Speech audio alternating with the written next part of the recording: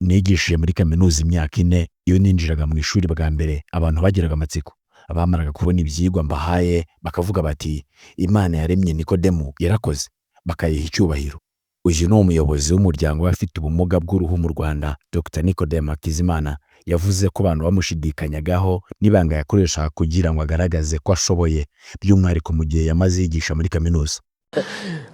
Yego, njye nigishe muri kaminuza imyaka 4, ariko iyo ninjiraga mu ishuri bwa mbere urumva abantu bagiraga amatsiko, ariko icya mbere kiba konvenka ni CV.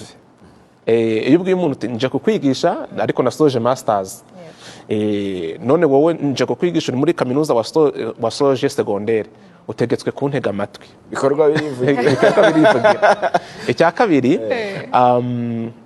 ni ugutegura ubundi icyo mu kwigisha ikintu cya mbere ni ukumenya ngo nihe content ngiye gutanga.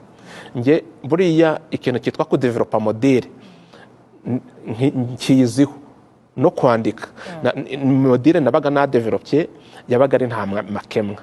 Hanyuma nkajya hariya akenshi nakundaga kwigisha sandokima, nigishaga ibintu biri mu mutwe, nabaga narabizingatiye rwose, nkigisha kuva mu gitondo kugera ku mugoroba, nkigisha nka ba matsiyeri, mwarangiza mugataha. Nabaha ikizamini, ikintu kibwira nagiraga strategy zo kwigisha, ngenda kanzivuge nubwo uyu munsi barazihinduye, ariko ubundi ikizamini cya mbere natangaga cyatsindaga bake rwose, abantu nabahaga amazero. Hanyuma ariko impamvu nabahaga amazero kwari kugira ngo bige icyo ubutaha bazagitsinde. Iklase yanjye narayiforumaga ikaba iklase y'abahanga, kavuga ngo uyu muntu naramukoze koko, uwansaba umuntu mfite uwo natangaho kandida. Narabaforumaga.